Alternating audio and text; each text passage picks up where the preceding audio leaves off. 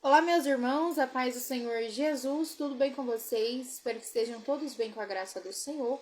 Vamos aqui para mais uma leitura, mais uma meditação diária da palavra do Senhor Jesus.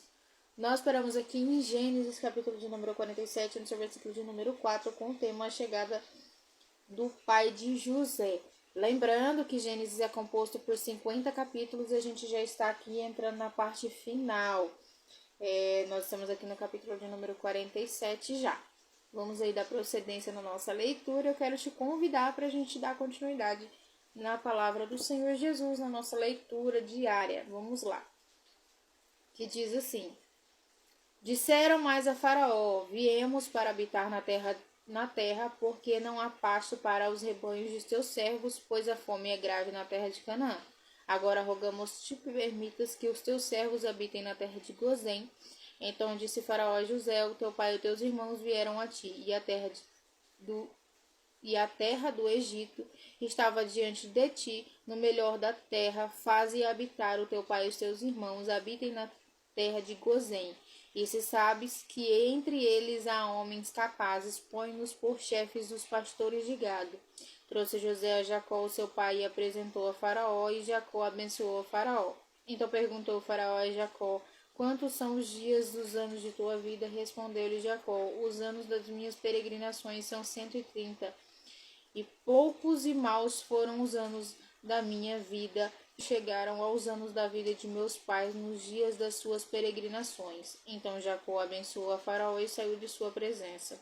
Assim José instalou seu pai e os seus irmãos, dando-lhe possessão na terra do Egito, no melhor da terra de Ramassés, como Faraó ordenara. E José sustentou de pão o seu pai e aos seus irmãos e toda a casa de seu pai, segundo o número de seus filhos.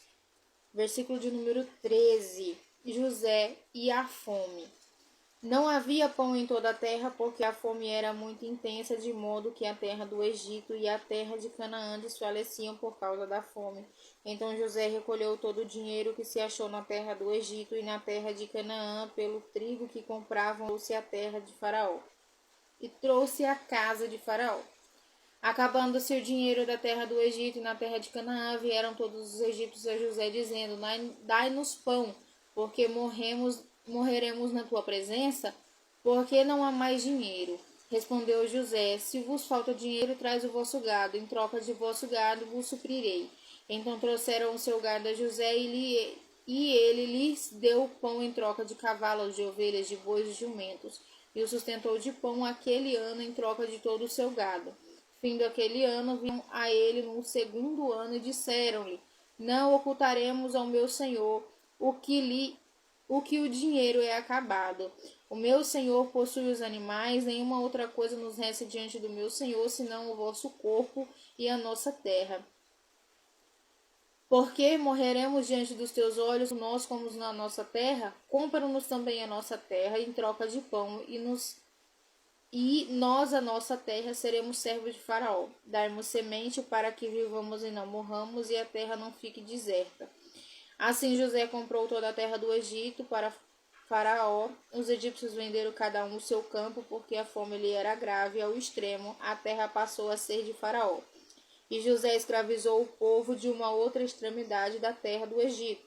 Somente a terra dos sacerdotes não a comprou, porque eles recebiam sustento de Faraó e viviam do que Faraó lhes dava. Por isso nem venderam a terra. Então José disse ao povo: Eis que hoje vos comprei a vós e a vossa terra. Há de ser, porém, que das colheitas darei o quinto a Faraó, e as 4 partes serão vossas, para a semente do campo, para vosso mantimento, dos vossos filhos e dos todos os que estão nas vossas. Achemos graça aos olhos de meu senhor, e seremos servos de Faraó. José, pois, estabeleceu isto por lei até o dia de hoje na terra do Egito, que 1/5 da produção pertence a Faraó.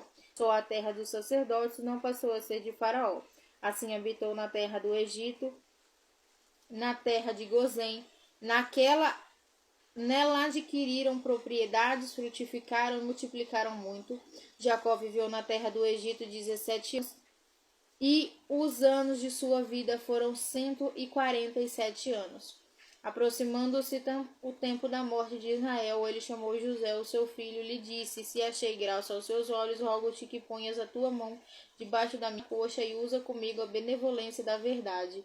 Rogo-te que não me enterres no Egito, mas quando eu tiver morrido, ou quando eu tiver dormido, como os meus pais, me levarás do Egito e sepultarás onde eles foram sepultados. Respondeu José: Farei conforme a tua palavra.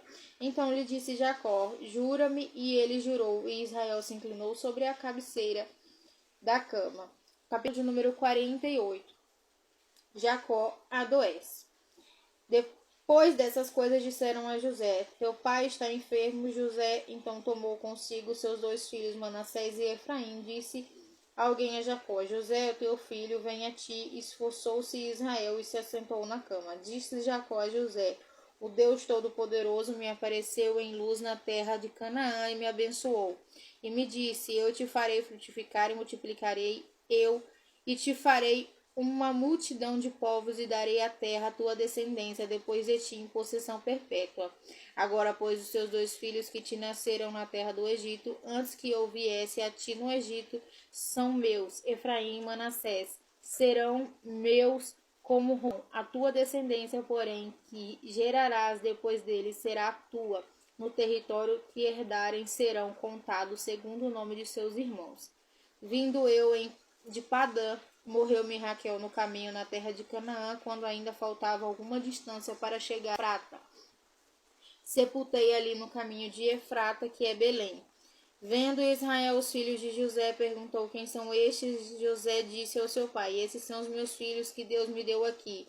Continuou Israel: Traze-os aqui, peço-te para que os abençoe. Ora, os filhos de Israel já se tinham os olhos de Israel já se tinham escurecido por causa da velhice, de modo que não podia ver. José, pois, fez-lo chegar a ele, ao seu pai, o beijou e o abraçou.